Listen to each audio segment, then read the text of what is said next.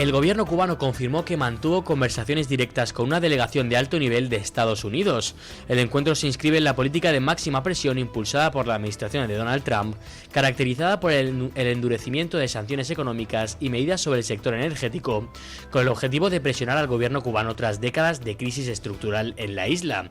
La información fue oficializada por Alejandro García del Toro, subdirector de Asuntos Estadounidenses de la Cancillería. Aunque fuentes cercanas a la Casa Blanca citadas por diversos medios indicaron que la delegación estadounidense exigió reformas económicas y estructurales y además la liberación inmediata de los presos políticos, el diplomático castrista intentó matizar el tono del encuentro para evitar mostrar una imagen de debilidad ante su base política. No hubo tono o planteamiento impositivo alguno, tampoco plazos conminatorios, contrario a lo que se ha dicho por algunos medios de prensa. El intercambio fue serio y respetuoso, aseguró García del Toro. Bueno, en Venezuela ya saben ustedes que está, pues debe de estar en estos momentos o dentro de unas horas, dentro de muy poco tiempo, estará ya sentada María Corina Machado con Marco Rubio negociando los siguientes pasos a dar para salir de la dictadura. El primero de esos pasos, que tiene que estar a punto de darse ya, pero que todavía el gobierno venezolano no ha implementado, aunque sí han trascendido detalles de cómo parece que piensa hacerlo, es la renovación de la cúpula del Poder Judicial. Bueno, vamos a ver cómo evoluciona la situación venezolana. Poco a poco van recuperándose libertades en aquel país. Empieza a haber más libertad de información, por ejemplo, pues se empieza a mencionar a María Corina Machado en los medios venezolanos. Increíble. Empieza a haber convocatorias de movilizaciones, empieza a haber pequeños conatos de huelgas y bueno, de momento no ha podido el régimen entregarse a una represión generalizada como habría pasado hasta hace 4 meses. Pero vamos, que queda tiempo en Venezuela y que habrá que ir con pies de plomo para garantizar que la transición a la democracia no derive en un caos. En Irán, pues hablaremos luego en las noticias de las 8 de cómo está el asunto.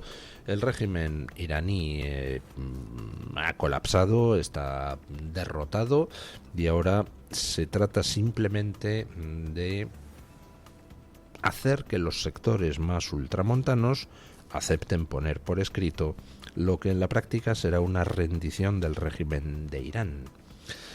Y bueno, con cualquiera de esas dos cosas, un presidente americano se daría por satisfecho, es decir, con devolver la democracia a Venezuela o con acabar con el peligro iraní. Y de hecho, pues casi cualquier dirigente europeo, incluidos los españoles, pues con lograr uno de esos objetivos ya diría, ya he cumplido. Bueno, pues Trump ya está con el siguiente, que es Cuba. Ayer reunión confirmada por el gobierno cubano de miembros del gobierno cubano con altos mandos americanos enviados por Trump, en la que me supongo, aunque el gobierno cubano dice que no hubo amenazas ni combinaciones, pero me supongo que les darían la lista de deberes para poner fin a esa dictadura cubana que lleva 70 años en el poder. Bueno, a ver si tenemos suerte y una vez arreglada Venezuela, arreglado Irán y arreglada Cuba, se digna Trump a mirar para España y hace algo con Pedro Sánchez. No sé, por pedir que no quede, ¿no?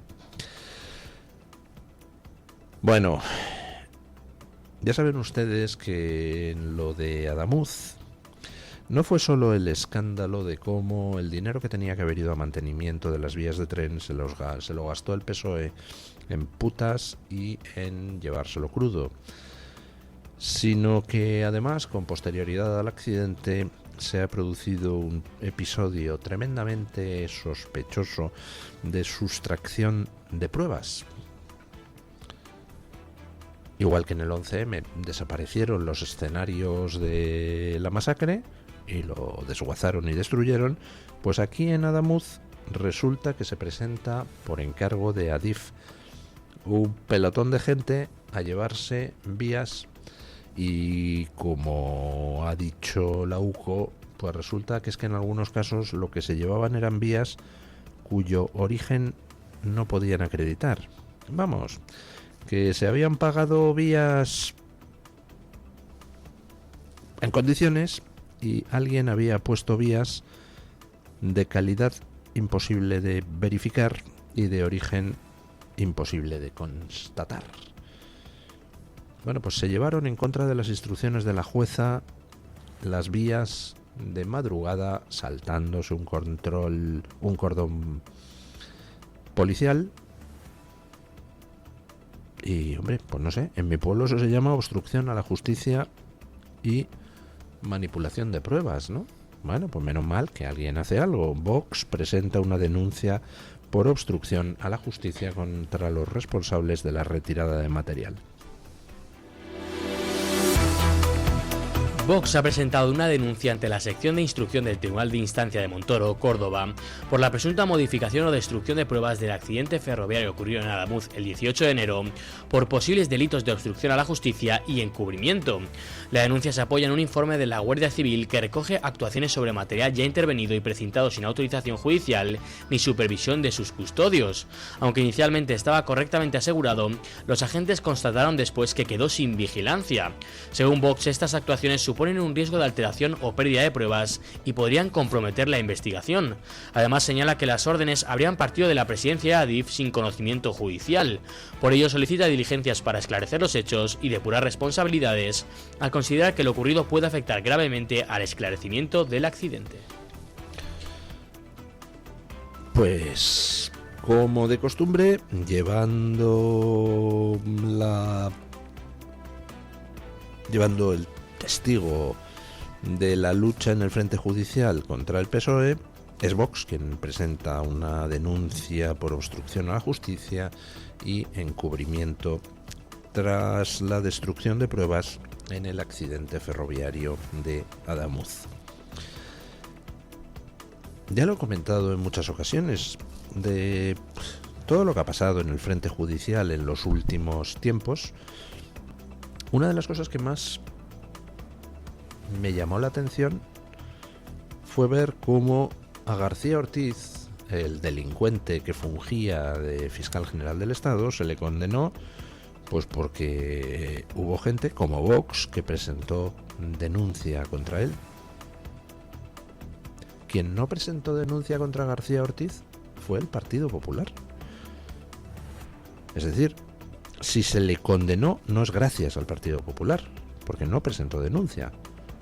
Lo cual es todavía más llamativo porque García Ortiz se supone que a quien había hecho la puñeta con su revelación de secretos, con su delito de revelación de secretos, era, hombre, a una presidenta del Partido Popular. Toda aquella revelación de secretos se produjo por el deseo del PSOE de dañar a Ayuso. Pero el Partido Popular no se personó en la causa. Curioso, ¿verdad? Si uno se va a los casos judicializados en los últimos años, pues encuentras al Partido Popular en algunos, pero a Vox en todos. Y yo creo que el Partido Popular, pues alguien debería, en fin, cambiar el chip. Porque al final lo que Vox consigue es demostrar que tiene ganas de ver a este gobierno empapelado, mientras que el Partido Popular siempre parece ir a remolque. Hay veces que se persona, pero parece que casi porque no le queda más remedio porque está quedando en evidencia. Desde luego no transmite el deseo, como si lo transmite Vox, de ver a todo este gobierno de delincuentes en la cárcel. Y no es bueno, señores del Partido Popular, no transmitir ese deseo. Creo que deberían ustedes también, en Adamuz, empezar a señalar al gobierno. ¿O es que no quieren entrar en el barro para que el gobierno no coja y presente denuncia por la gestión de las emergencias por parte de la Junta de Andalucía. Porque si el motivo de no querer mojarse mucho en lo de Adamuz es evitar que el PSOE responda, pues de todas formas el PSOE lo va a hacer. Si ya lo está diciendo Óscar Puente, que la gestión del 112 ya están intentando derivar las responsabilidades hacia el PP. Bueno, acusaciones populares piden 24 años de cárcel para Begoña Gómez. Así dicho, suena mucho, ¿verdad? Escuchen. La acusación popular en el caso de Begoña Gómez, encabezada por Hazte Oír e integrada también por Vox, Manos Limpias, Justicia Europa y Movimiento de Regeneración Política de España, ha solicitado 24 años de prisión para la esposa de Pedro Sánchez. La petición se produce tras el auto de procesamiento del juez Juan Carlos Peinado por presuntos delitos de tráfico de influencias, corrupción en los negocios, malversación y apropiación indebida. En su escrito, Hazte Oír identifica 9 hechos punibles y atribuye 3 delitos de tráfico de influencias: la contratación de Cristina Álvarez como asesora, las cartas de recomendación al grupo Barrabés y la creación de la Cátedra de Transformación Social Competitiva, y pide 2 años de prisión por cada uno. Además, solicita 4 años por corrupción en los negocios, 8 por malversación, al considerar que la asesora realizó tareas privadas con fondos públicos, y 6 por apropiación indebida, al entender que Gómez se apropió del software desarrollado en la cátedra en perjuicio de la Universidad Complutense de Madrid. Bueno, pues 24 añitos piden para la muchachota Begoña Gómez, que, como su marido, pues pensó que es bueno ser rey, como en aquella película pésima de La loca historia del mundo de Mel Brooks. Qué película tan mala, creo que es una de las pocas que me he levantado del cine y me he ido antes de que acabara la película. Pero recuerdo aquella escena de el rey haciendo tropelías y diciendo, el rey Luis XVI, y diciendo, es bueno ser rey. Bueno, pues Begoña Gómez llegó a la Moncloa con su marido y pensaron que podían hacer lo que les diera la gana. No tienen límites. Por ejemplo, pues traerse a una amiga, que era esta asistente, ponerla a cobrar un sueldo en Moncloa como supuesta ayudante de la mujer del presidente de gobierno, y luego usar a esa supuesta ayudante no para llevar la agenda de la mujer del presidente de gobierno, actos oficiales que pueda tener, tal, sino para sus negocios privados. ¿Y qué necesidad había de que hicieran todo esto los Sánchez Gómez? Pues supongo que es una buena manera de intentar hacer caja, ¿no? Supongo que, hombre, pues en fin, el que el presidente de gobierno hiciera negocios, determinados negocios directamente, cantaría más. Así que pone a su mujer a hacer el negocio de la familia, imagino. Lo que pasa es que también cantaba mucho, tanto que ahora se enfrenta a una petición de penas de 24 años de cárcel. No creo que le vayan a imponer eso, y está por ver que la vayan a condenar. Todo el mundo es inocente mientras no se demuestre lo contrario, pero incluso aunque demostraran su culpabilidad, pues me supongo que 24 años no le van a caer. Yo, pues hombre, con que la condenen a ser posible a más de 2 años para que tenga que ingresar en prisión, me conformo. Y si no quiere ingresar en prisión, pues que cante, que diga todo lo que sabe sobre la corrupción que ha crecido en España al amparo del gobierno de su marido, que estoy seguro de que sabe muchas cosas, doña Begoña Gómez, y estoy seguro de que la Fiscalía Anticorrupción, pues hombre, sería sensible a la hora de escuchar lo que doña Begoña tuviera que hacer. Hace tiempo se lo dije a Pedro Sánchez en estos mismos micrófonos. Eres tú quien va a hacer que tu mujer acabe en la cárcel. Si te hubieras quitado de foco hace mucho tiempo, pues entonces el caso habría perdido foco, y al haber perdido foco, pues hubiera tenido más posibilidades tu mujer. ¿Es así?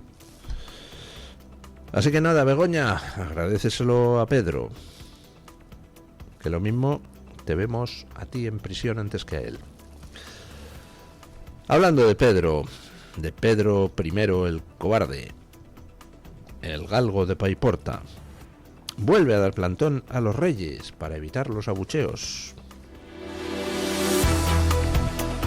El presidente del gobierno, Pedro Sánchez, volverá a ausentarse de los actos oficiales vinculados al Premio Cervantes, dejando de nuevo solos a los reyes en las citas previstas para hoy y mañana, en las que el galardón será entregado al escritor mexicano Gonzalo Celorio. Según fuentes del Palacio de la Moncloa, Sánchez no asistirá ni al almuerzo que ofrece los Reyes en el Palacio Real al Mundo de las Letras, ni a la ceremonia de entrega que tendrá lugar en el Paraninfo de la Universidad de Alcalá de Henares. Desde el Ejecutivo justifican su ausencia en el almuerzo por su participación en la reunión del panel científico de inteligencia artificial de la ONU, prevista a la 1 de la tarde en el Congreso de los Diputados, apenas 20 minutos antes del acto institucional. La decisión evita su presencia en un evento con exposición pública directa, como la ceremonia en Alcalá de Henares, donde las autoridades acceden a pie y suelen concentrarse ciudadanos en el exterior durante la llegada y salida del acto.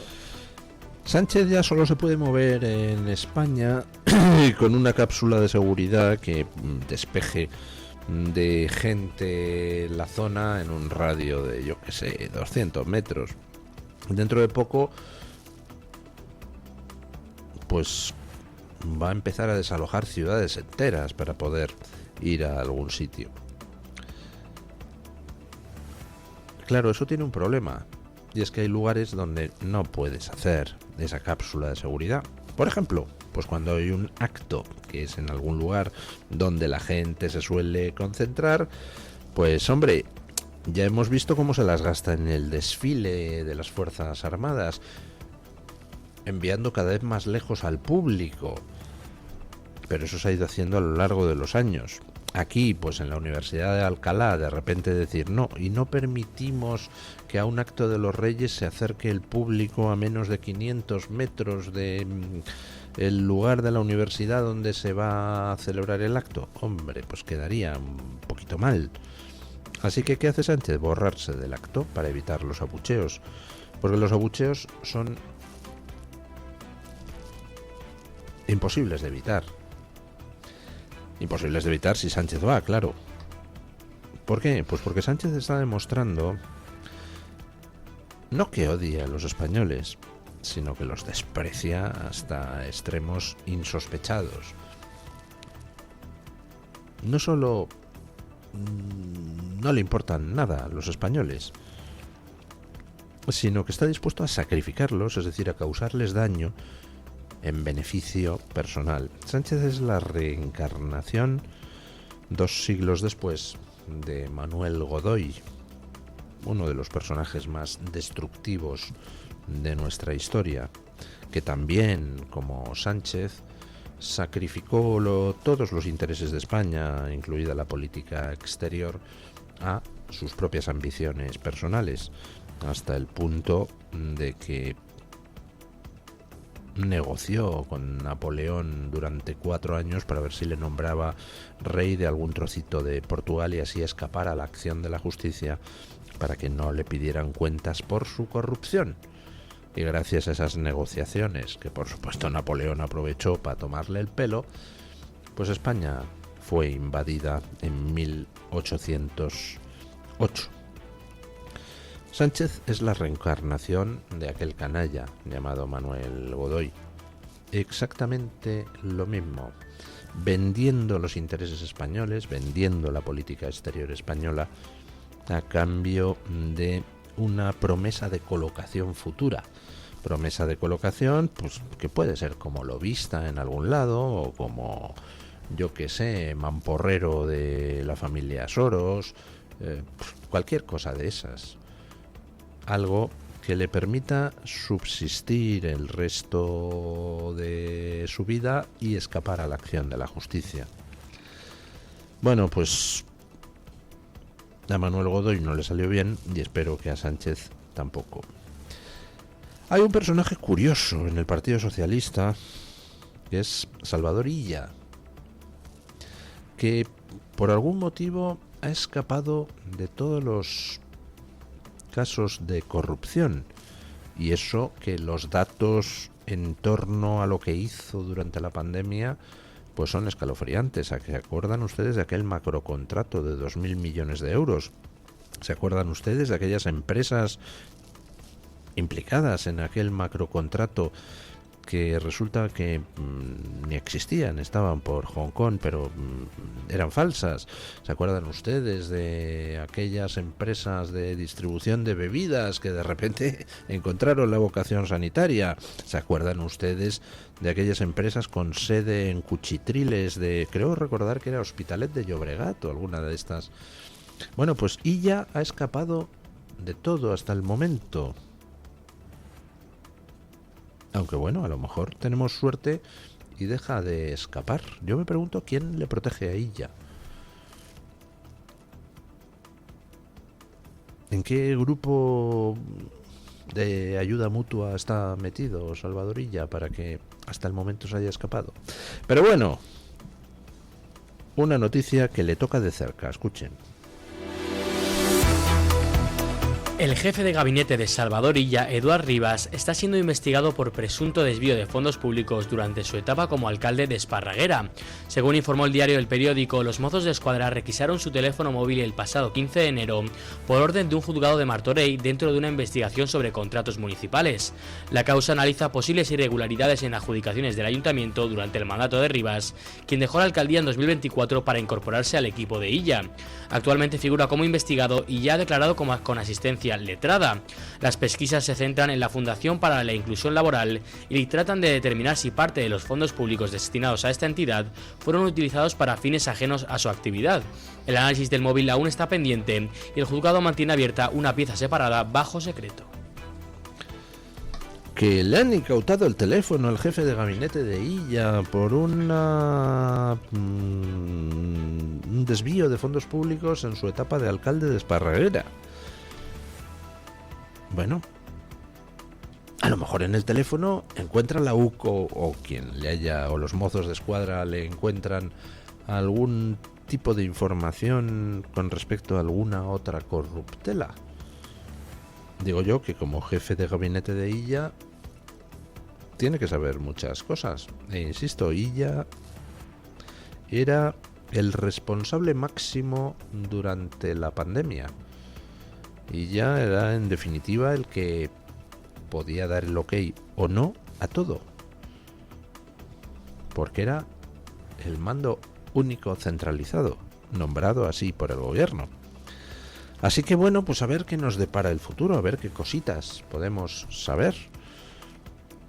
A ver qué tenía el jefe de gabinete de Illa. ¿Sería como Aldama y Koldo que lo grababan todo? ¿Sería como Aldama y Koldo, gente que se guardaba información en algún tipo de dispositivo electrónico para poder utilizarla para protegerse cuando todo saltara por los aires? Pues ojalá. Vamos a ver qué es lo que encontramos en el teléfono del jefe de gabinete de Illa. Pero bueno, resulta llamativo que lo estén investigando los Mozos de Escuadra. ¿Se habrá acabado la protección de Salvador Illa? Pues no lo sé, ojalá. Bueno, vamos con don Francisco Carrera para que nos cuente qué trae hoy la Gaceta en portada. Buenos días, don Francisco. Sí, ¿qué tal? Saludos. Muy buenos días a los oyentes de Mañanas en Libertad. Vamos, como cada mañana, a repasar algunas de las noticias que ya conforman la portada de la Gaceta. Vamos a empezar por esta que firma nuestro compañero Unai Cano. El fundador de Telegram desvela que Bruselas ofrece acuerdos secretos a los CEO de las redes sociales para censurar a los patriotas. Además, también es noticia que un informe con datos de 2015 a 2025 denuncia cómo Bruselas acelera la sustitución de los cítricos europeos por importaciones de 3 países, Marruecos, Sudáfrica y Perú. También en portada en gaceta.es pueden leer el varapalo a Almeida del Tribunal Supremo, que abre la puerta a que el Ayuntamiento del Partido Popular, el Ayuntamiento de Madrid, tenga que devolver 650 millones por las multas de las zonas de bajas emisiones. Todos los detalles, como siempre, en nuestra página web. Y también les hablamos de una nueva encuesta, en este caso de Alemania, que sitúa a Alternativa por Alemania como favorita. El 27% quiere un líder soberanista gobernando y solo un 13% a un representante de la democracia cristiana, de la CDU. Más asuntos también que nos llevan al centro de Europa. Bruselas impulsa reactivar el acuerdo de cooperación con Siria y financiar su reconstrucción con 620 millones. Y una última noticia de las muchas que ya pueden leer, pero que vamos a destacar en estos momentos y que tiene que ver con la Audiencia Provincial de La Rioja, que ha condenado a 15 años de prisión a un colombiano por una agresión sexual continuada a su nieto de 4 años. Insistimos, como siempre, todos estos detalles en la portada de Gaceta.es. Como siempre, también recomendarles nuestra sección de opinión y la viñeta de la Iberosfera con Santi Orue. Hoy nos habla de inmigración, de los más de 2,5 millones de extranjeros que piden la nacionalidad por la ley de nietos de Sánchez. No se pierdan su fina ironía. Es todo. Más noticias, como siempre, en Gaceta.es. Un saludo desde la redacción de nuestro periódico. Muchísimas gracias, don Francisco. Vamos a una breve pausa publicitaria y a las noticias de las 8.